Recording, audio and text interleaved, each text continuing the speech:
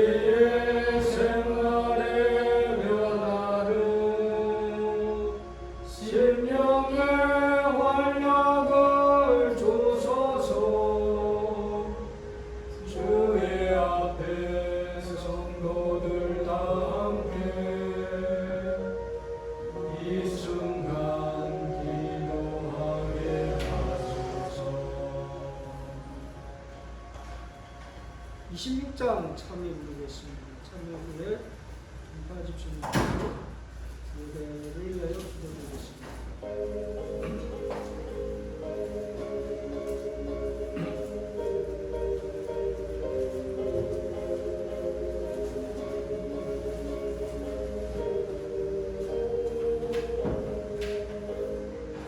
큰 영광 되신 주 곳에 계시고 이 모인 모리를 주 백성 사무사 그 중에 항상 계시고 그 중에 항상 계시고 큰 영광 나타내소서.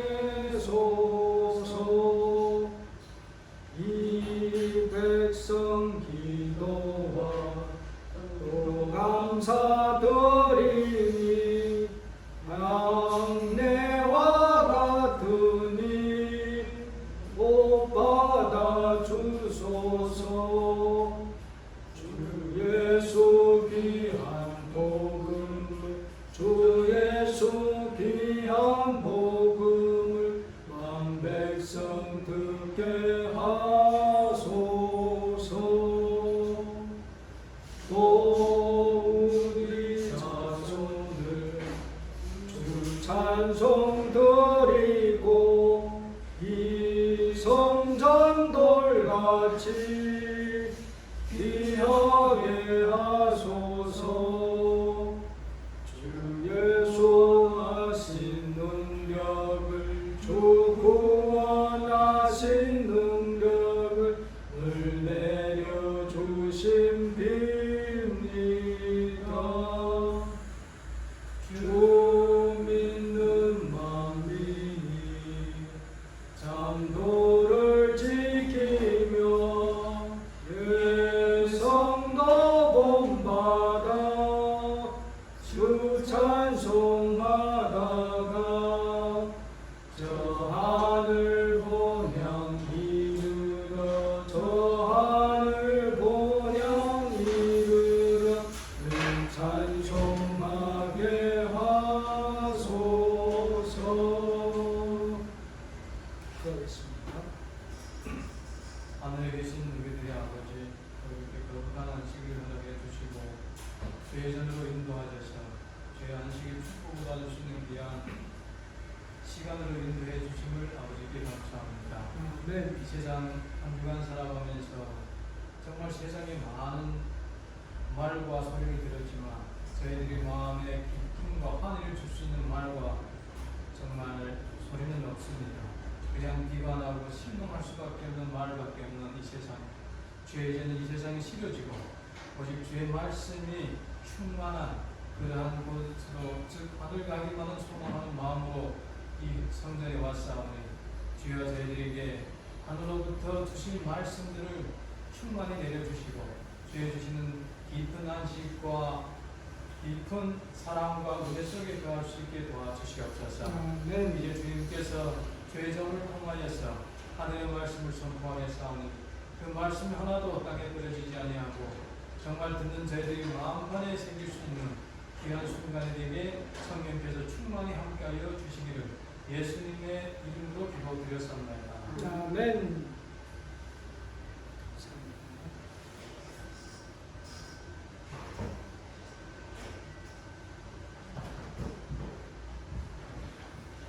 오늘 시간에는 하나님 나라가 가까웠음을 주제로 이렇게 말씀을 살펴보겠습니다. 시대소망 23장에 있는 내용이었습니다.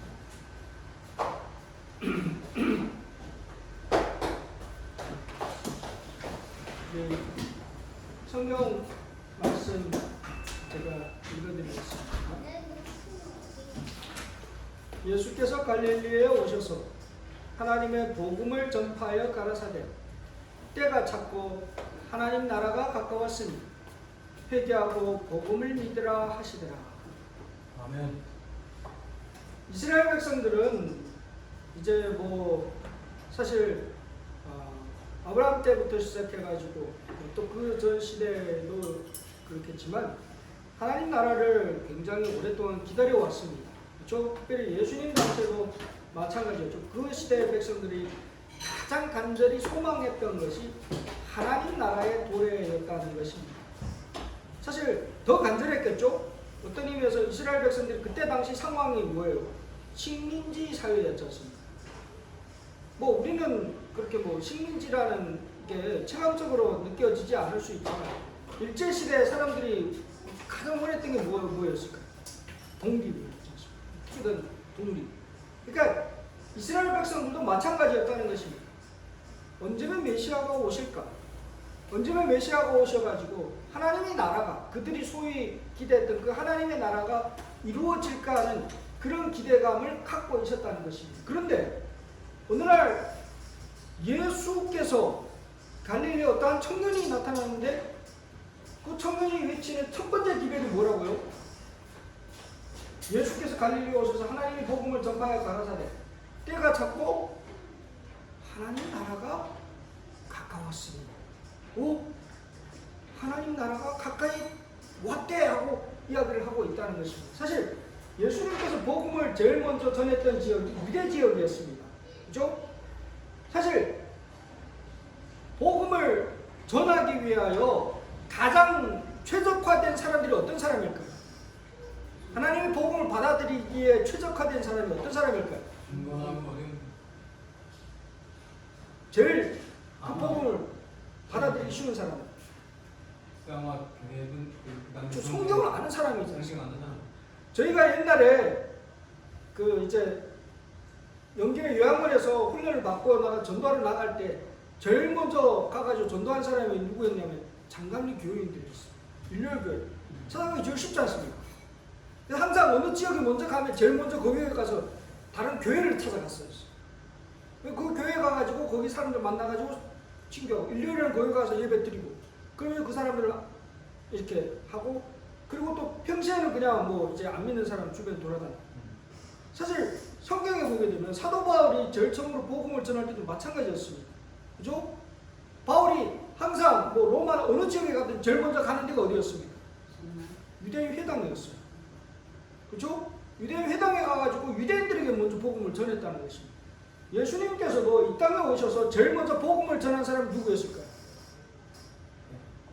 성경을 잘 아는 유대 지방. 이게 지리적으로 우리가 지리를 또 살펴보면 여기 보면 유대 지역이 밑에 지역이에요. 근데 성경에 예수님께서 행하신 많은 기적들이 유대 지역에서 많이 일어났습니다. 그 예수님의 그 뭐 사역의 3년 반의 사역의 대부분의 시간은 유대 지역이었습니다. 여기 보면 유대 지역, 사마리아 지역, 갈릴리 지역. 뭐 신약 시대 예수님이 활동했던 세 지역이 그냥 나오지 않습니까? 사마리아에서는 거의 활동이 없습니다. 사마리아 여인을 만나서 그 가가지고 전도한 이야기 외에는 사마리아에 관계된 사건은 거의 없습니다. 그렇죠? 근데 유대와 갈릴리 지역이 주 선교 지역이었습니다. 뭐 유대는 당연히 유대 지역의 중심지는 어디였겠습니까? 예루살렘이죠. 그렇죠? 예루살렘 중심으로 예수님께서 여기 보세요. 베들레헴, 베다니, 뭐 벳바게, 엠마 다 들어본 이야기 줬죠. 여리고 유대 지역이에요. 이쪽 지역에서 예수님께서 많이 활동을 하고 선교를 많이 했어요. 초기에.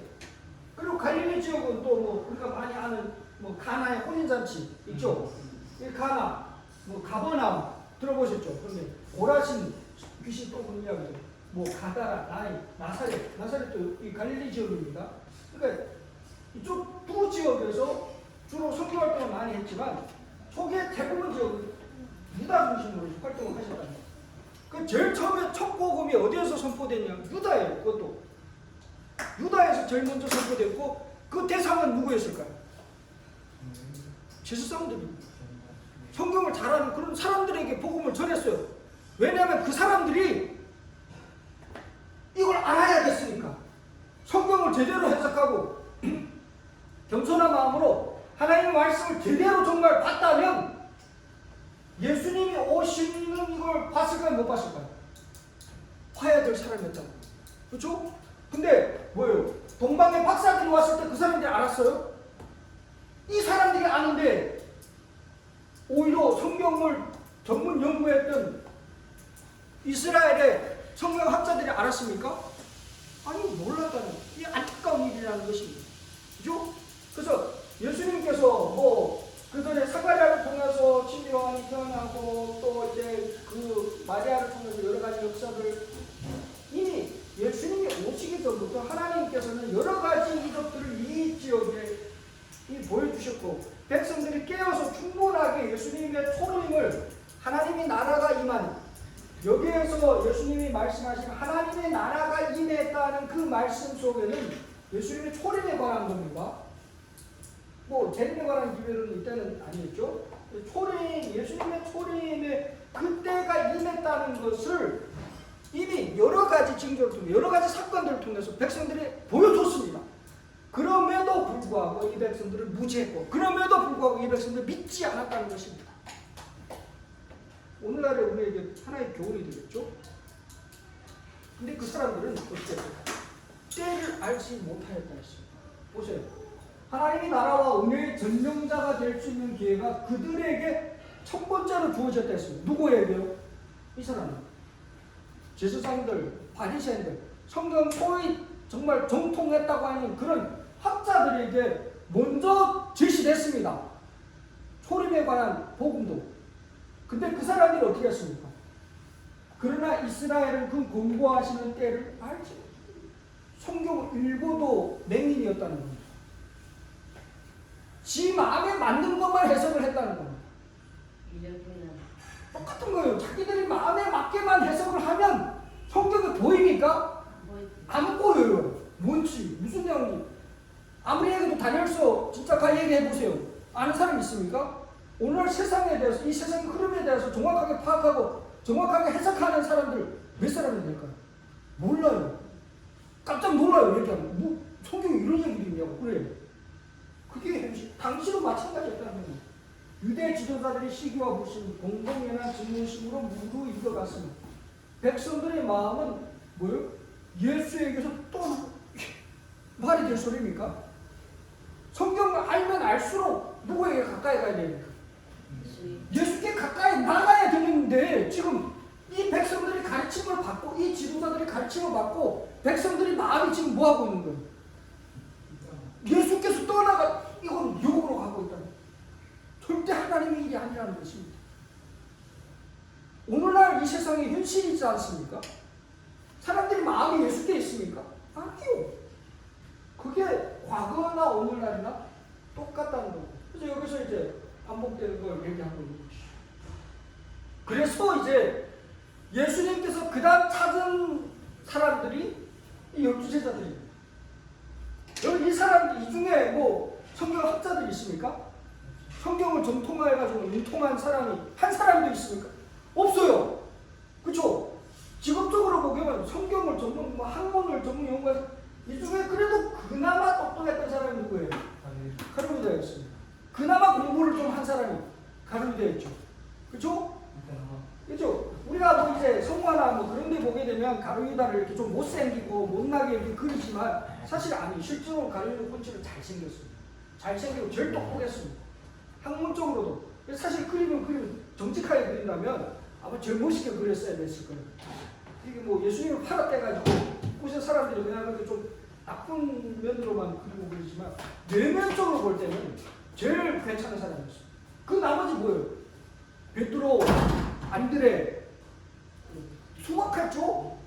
뭐 말하는 거 보면 알 수 있어요. 투박했고 배운 게 없습니다.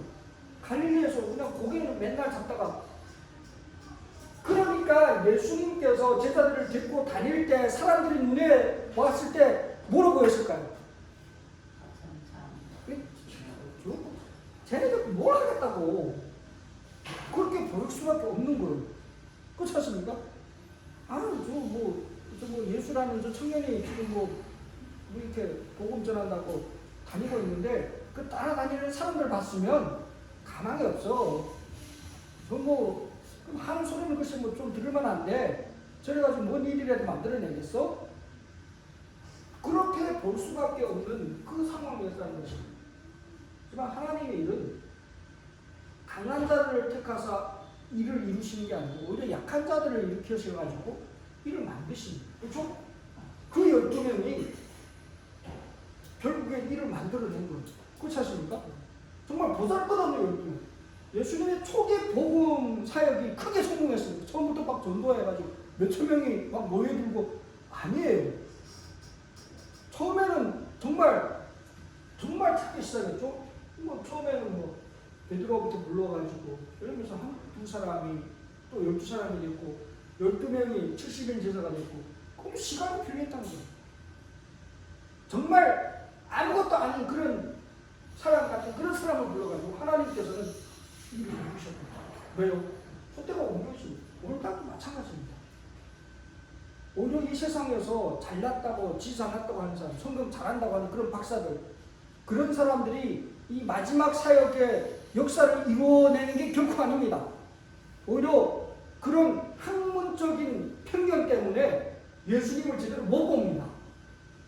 오히려 이렇게 겸손하고 정말 내 스스로가 아무것도 아니라고 인정하는 그런 사람들 통해서 하나님의 역사가 예수님의 초림 당시 이루어지셨던 것처럼 마지막 때도 마찬가지입니다. 분명히 7교회에 촛대가 옮겨진다고 그랬죠. 재림교도 마찬가지입니다. 우리가 이 기별에 충실하지 않고 하나님의 말씀 속에서 정말 참된 내 자신의 빛을 찾지 못하면 옮겨집니다. 그렇죠? 초대교회 예수님께서 제일 처음에 와서 복음을 전했던 사람 누구라고요? 지수사람들이었습니다. 성경을 잘 아는 유대의 학자들, 신앙에 정말 겉으로 보기에는 멀쩡한 그 사람들이었는데 거절함으로 말미암아 촛대가 옮겨졌지 않습니까? 이 시대도 마찬가지라는 거예요. 역사는 반복되고 있다는 것입니다. 종교개혁 시대도 마찬가지였죠. 그렇죠? 개혁자들이 처음에 그렇게 복음을 전하고 그런데 많은 사람들이 어떻게 합니까? 두려움. 왜냐하면 기성교회 뭔가를 떠나야 되잖아요. 새로운 걸 시작해야 되지 않습니까? 사실 이게 나이가 들면 들수록 뭐예요? 새롭게 뭔가 하기를, 그렇죠. 새롭게 뭘 시작하는 게 두렵습니까? 두렵습니다. 저도 이제 사실 이제 교회를 다시 시작한다 할 때 굉장히 이제 제가 옛날 청년 때 같은 혼자 걱정할 게 뭐 있어요. 그냥 하면 돼요. 그냥. 근데 이제 가정 있고 애들 있고 하니까 걱정이 많이 되더라고요. 저는. 근데 나이가 들면 들수록 더 그렇다고 그러더라고요. 여러 가지로. 근데 더구나 이제 이미 기반이 다 만들어진 상황에서 뭔가 새롭게 한다는 뭐예요? 판을 다 새로 짜야 돼요. 다 새롭게 해야 됩니다. 그렇죠? 두려울까요? 그런 것 때문에 주저하고 있다는 거예요. 종교개혁 시대도 마찬가지다. 어쩌면 하나님이 기별이 전해졌을 때 그걸 통해가지고 진리는 확실해요. 그렇지만 그걸 두려워가지고 결국 빛을 포기하고 떠나는 사람이 많다는 거예요. 사실 엘렌 주 화이트는 처음에 이제 계시를 받을 때 처음부터 엘렌 주 화이트 선택된 게 아니었습니다. 그렇죠? 그 전에 계시 몇 번 다른 사람한테도 주어졌지 않습니까? 파이랑 에디션도 그렇고. 그러다가 뭐예요? 결국 그 사람들이 기별자로서 그 하나님의 길을 너무 두려우니까 못하겠다 했을 때 그 명약한 여인을 통해서 어쩌면 그 사람들이 먼저 그걸 수용을 했더라면 이제 이 마지막 때 기별을 전하는 선지자가 엘렌 화이트가 아니었을 수도 있다는 거죠. 마찬가지로 역사는 반복되고 있습니다. 오늘날에도 똑같이 과거 이스라엘 시대와 마찬가지로 또 종교개혁 시대와 같이 마찬가지로 반복된 그 역사의 현장에 오늘날 우리도 살고 있다는 것입니다. 뭐예요? 오늘날에도 개혁자들을 따른다고 공언하는 이들 중에 개혁자들의 정신에 자극되어 일하는 사람들은 드물다 했습니다. 하나님의 음성을 귀담아 듣고 어떤 모양으로 진리가 제시되든지 그것을 받아들일 준비가 되어 있는 자들은 드물다. 개혁자들이 발자취를 따르는 이들은 흔히 하나님의 말씀의 명료한 가르침을 선포하기 위하여 그들이 사랑하는 교회를 불갑을 떠나지 않을 수가 없다. 그리고 빛을 찾는 이들이 그와 같은 교훈으로 말미암아 그들 선조의 교회를 떠나야만 했던 일이 여러 번 있었는데 이는 그들이 순종을 하지 않았다. 그래서 이런 결단과 결의가 필요하다는 것입니다. 개혁자의 정신이 어쩌면 오늘날 필요한 그런 시대에 우리가 살고 있습니다. 분명히 개혁을 해야 됩니다. 재림교회도 개혁해야 됩니다. 이게 고정된 틀의 사고방식을 갖고 있다는 굉장히 위험하거든요. 안 좋아하기 쉽습니다. 사실 이번에 지금 대총회가 지금 이번 주 안식일을 계기로 해서 대총회 끝나면 60일에 대총회가 지금 이제 진행 중이죠. 그래서 대총회장이 새로 선출되고 지회장, 이제 부회장, 이렇게 임원들 저희 이제 전반적으로 재림교회를 세계 재림교회를 이끌어갈 지도자들이 새롭게 선출됐습니다. 근데 이번에 또 전임 테디 윌슨 대총회장이 또 이제 80이 되신 거의 그렇게 되셨는데 또 이제 3년인가요? 4년? 10몇 년을 했었는데 또 하셨다고 어떤 분들이 또 뭐라고 하시는 분들이 또 있기는 하더라고요. 그래서 사실 어떤 이제 변화가 필요한 시대에 우리 지금 살고 있습니다. 뭔가 변화가 또 필요하기도 하고요. 지금 현 시점에서 정말 긍정적으로 개혁자적 자세로 우리가 뭔가 임하지 않으면 하나님의 초대교회 예수님 초림 당시에 제사장들과 서기관과 바리새인들에게서 촛대가 그냥 일반 어부들에게 촛대가 옮겨지듯이 충분하게 그런 시대에 우리가 살고 있다는 것입니다. 이 시대에는 개혁 정신이 필요하다는 것입니다. 하나님의 때가 가까웠다고 예수께서 전했던 그 때는 이미 예언된 때였습니다. 그렇죠? 하나님을 믿는다고 하는 그 백성들, 성경을 연구한다고 학식이 있다고 자부했던 그런 사람들이 성경을 조금만 더 면밀하게 들여다만 봤을 때도 예수님의 초림, 예수님의 그 십자가 사건 모두를 깨달아 백성들에게 미리 설명을 했었을 것이다. 왜냐하면 그 기별이 어디에 기록되어 있습니까? 다니엘서에 예언되어 있습니다. 그렇죠? 예수님께서 가르쳤던 때가 찼고 하나님의 나라가 가까웠으니 회개하고 복음을 믿으라 했던 그 때가 어떤 때였을까요? 이 때입니다. 그렇죠? 때라는 시간입니다. 하나님께서 이스라엘을 위하여 70일에로 기한을 정했다고 다니엘서 분명히 나옵니다.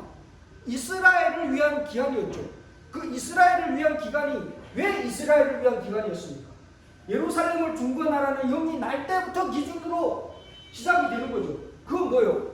하나님께서 이스라엘 백성들을 권고하신 겁니다. 그렇죠? 그래서 바벨론의 포로로 잡혀가서 고생하는 그 백성을 어떻게 합니까? 포로로 잡혀갔던 그 백성을 고레스라는 왕을 통해 가지고 다시 뭐예요? 귀환을 시키고 그리고 그 백성들이 고난 중에 사는 게 안쓰러우셔가지고 이제 뭐 하는 거예요? 예루살렘을 중건하라고 또 아닥사스다 왕을 통해 가지고 예루살렘 중건령을 내리지 않습니까? 그게 기점이라는 거예요. 이제 너희들에게 주어지는 마지막 기회라고 이제 말씀을 하신 거죠. 이 기회 동안 유대인들은 정말 하나님 앞에 자신들의 위치를 올바로 깨달아야만 했었다는 것입니다. 근데 이스라엘 백성들이 유대인들이 490년을 올바로 헌령을 했습니까? 오히려 누구예요? 이미 이걸 정말 명확하게 다니엘을 통해서 알려줬어요. 성경을 성경대로 하나님의 뜻에 맞게 봤으면 알까요? 뭘까요? 이건 우리에게만 그 전에도 공개된 기별이에요. 이건. 그렇죠. 다니엘서는 이미 이스라엘 백성이 예수님 당시 때도 이미 오픈된 기별이었다는 것입니다.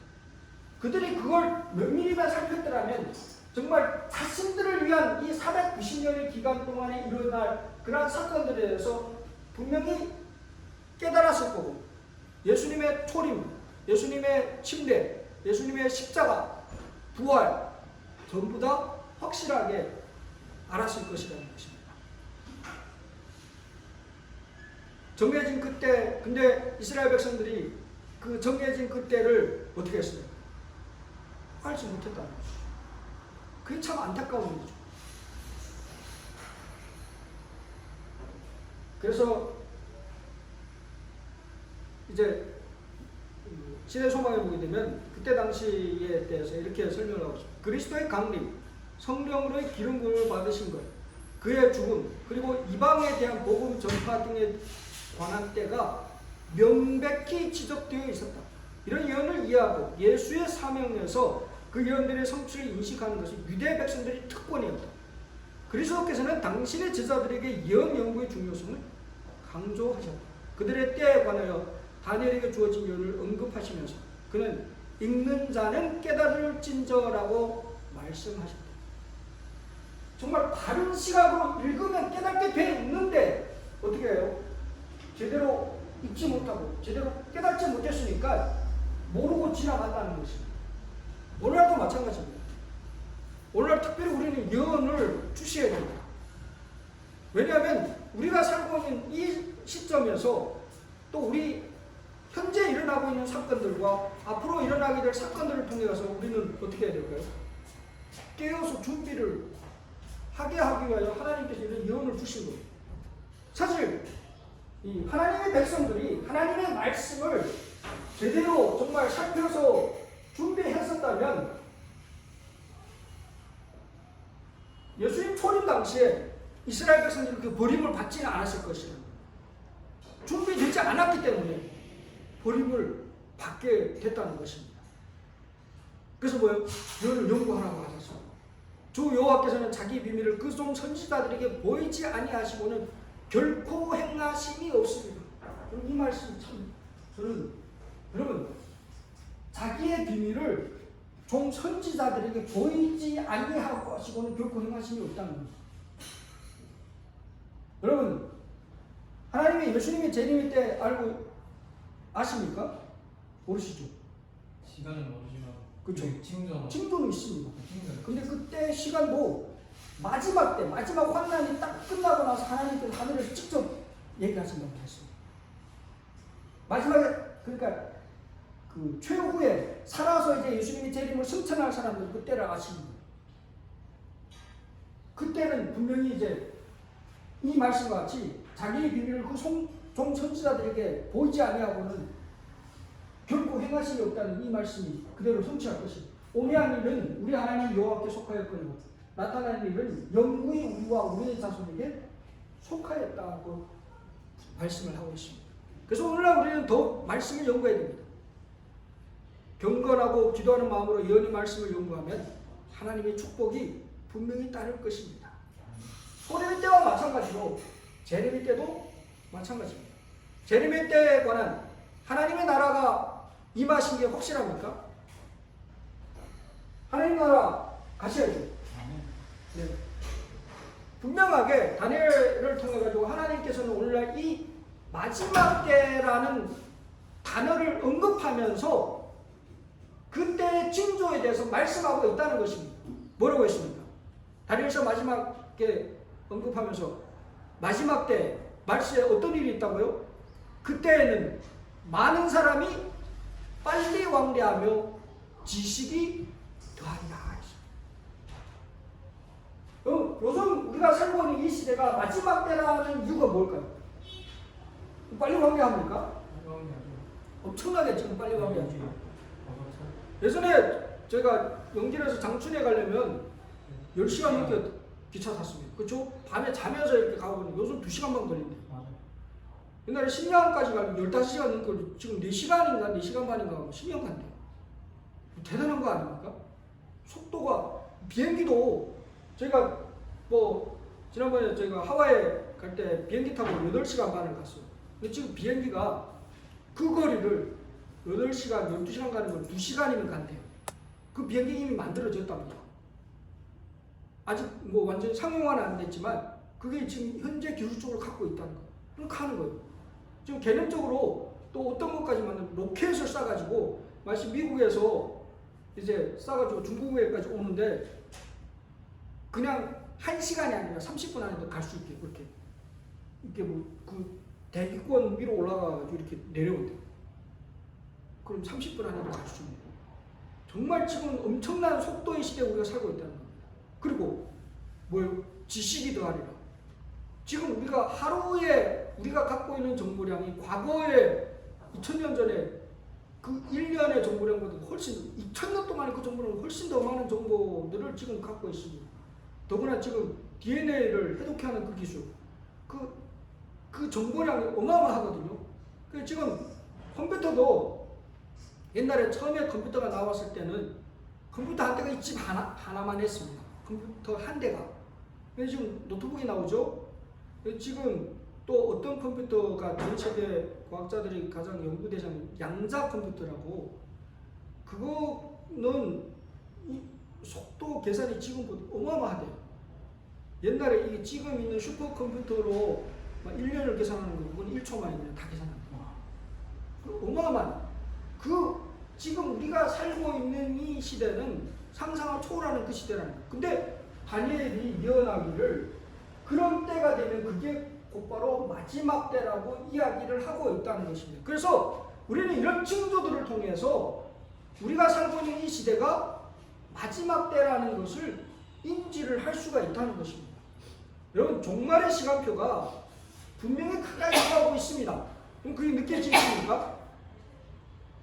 지금 우리 주변에서 일어나는 사건들 성경에 예언된 종말의 시나리오는 분명하게 지금 현재 진행형으로 우리들이 살고 있는 이 시대에 지금 진행되어 가고 있다는 것입니다. 우리는 이러한 성경의 예언의 시기에 이르렀다는 것을 종말의 때가 이르렀다는 것을 선지자들의 이러한 예언들을 통해 가지고 확인할 수가 있다는 것입니다.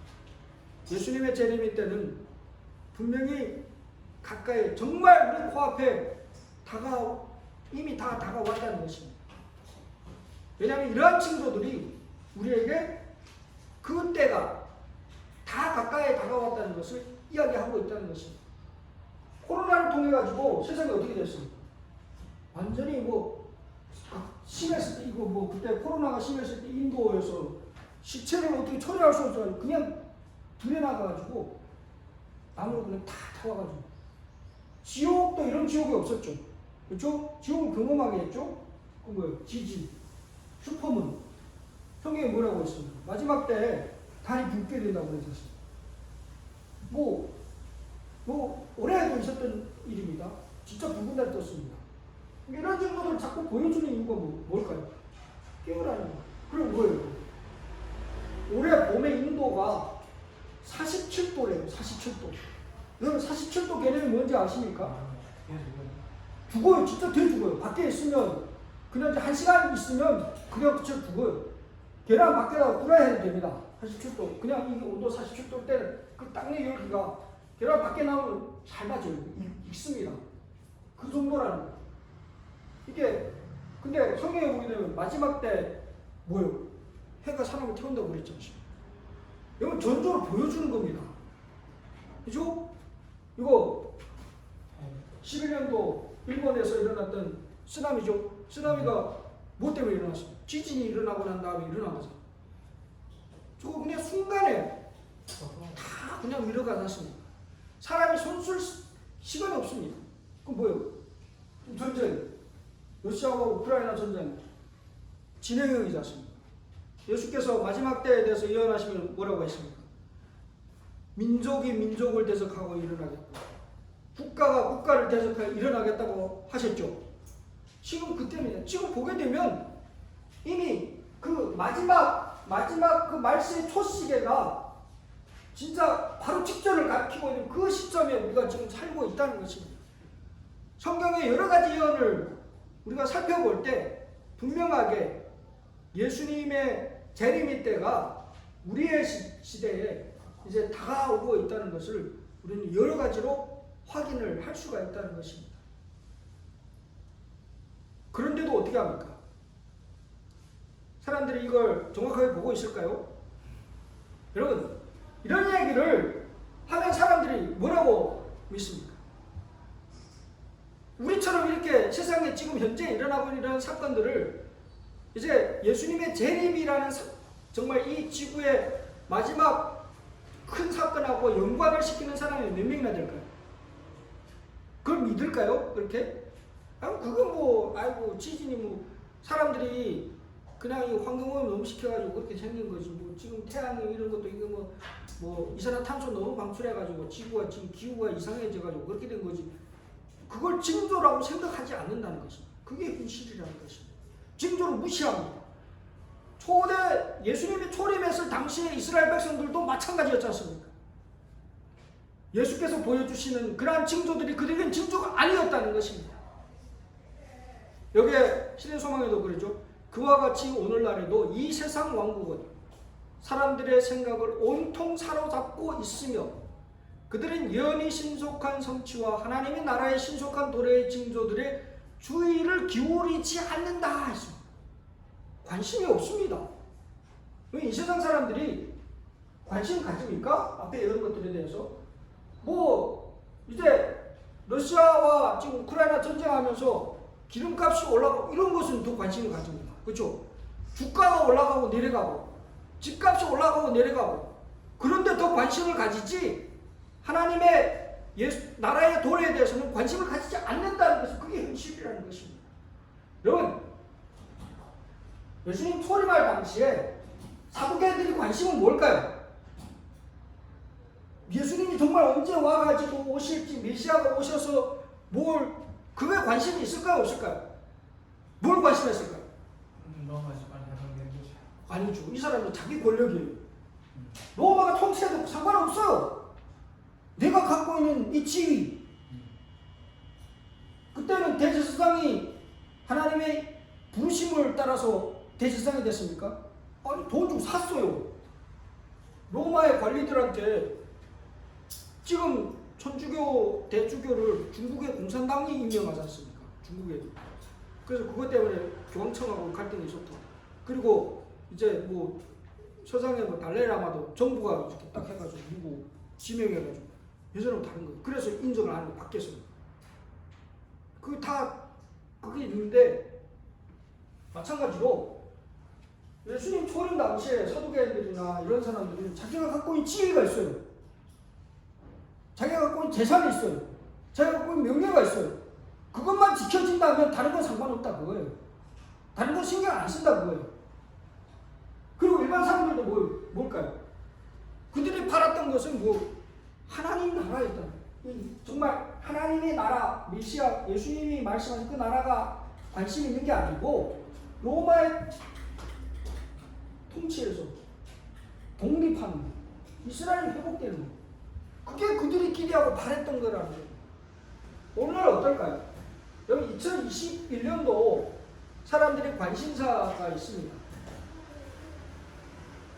제일 큰 관심이 뭐냐면 코로나가 빨리 없어지는 거예요.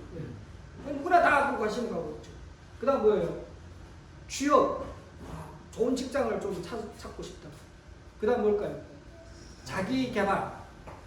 그 다음 주가, 주식 시장. 그 다음 뭐예요? 집값, 성과급, 상대를 얼마 받는지, 여행, 몸 가꾸는 거, 운동하고. 결혼 출산도 생각하고 문화생활, 예술 취미, 암호화폐도 뭐 좀 관심 가진 사람들이 좀 많이 늘었죠. 금연, 그래서 종교 활동은 1%밖에 안 돼요. 여러분, 이게 현실입니다. 요즘 사람들 나가가지고 예수 믿으세요 하면 뭐라고? 니나 잘 믿으세요. 그게 현실입니다. 관심이 있습니까? 나가 전도해 보시면 아시죠? 사람들에게 하나님의 얘기하고 뭐라고 합니까? 니나 잘 믿어. 뭔 하나님 소리 하고 있어. 더구나 세상 언론이 지금 뭐 하고 있습니까? 기독교를 냈다 까고 있습니다. 사단하고 있는 짓입니다. 그죠? 뭐예요? 종교에 대한 사람들이 이미지 다 지워버리는 거예요. 파괴의 짓입니다. 그럴수록 그게 뭐예요? 더 종말이 가까웠다는 그게 신호입니다. 여러분, 예수님 초림 때에도 사람들 마찬가지였어요. 관심이 있었습니까? 없으니까 예수님이 오셨을 때 그 가서 영접했던 사람이 누구예요? 목동물이지 않습니까? 그렇게밖에 없었다는 거예요. 천사들이 그렇게 찾아다녔는데 그 베들레헴에서 정말 메시아에 대해 관심이 있어 이야기했던 사람들이 그 사람들밖에 없었다는 거예요. 그게 현실입니다. 지금도 마찬가지라는 거예요. 사회조사 보면 보이지 않습니까? 그리고 최근 10년 동안 교세가 계속 하락습니다. 내리막길이에요. 여러분 재림교회만 교인이 감소되는 것은 아니에요. 전반 기독교, 대한민국. 한국만 이럴까요? 전 세계 보면 다른 데로 증가하는데 한국만 이런 것 같습니다. 아니, 유럽은 원료 뭐 교회들 지금 다 문닫아 술집하고 있어요. 그 교회에서. 유지가 안 돼요. 교인들이 거기 유럽의 교회들 가면 5명, 6명 할아버지, 그것도 7, 80, 80 넘거든. 이런 할아버지, 할머니들이 모여서 5, 6명에서 예배 드린대요. 그게 현실입니다. 이게 뭘 설명하고 있습니까? 재림의 징조라는 거예요. 예수님의 초림이 때나 지금이나 똑같다는 것입니다. 우리가 깨어야 됩니다. 형제들아, 너희는 어둠에 있지 아니하매 그날이 도적같이 너희에게 임하지 못하니 너희는 다 빛의 아들이요 낮의 아들이라.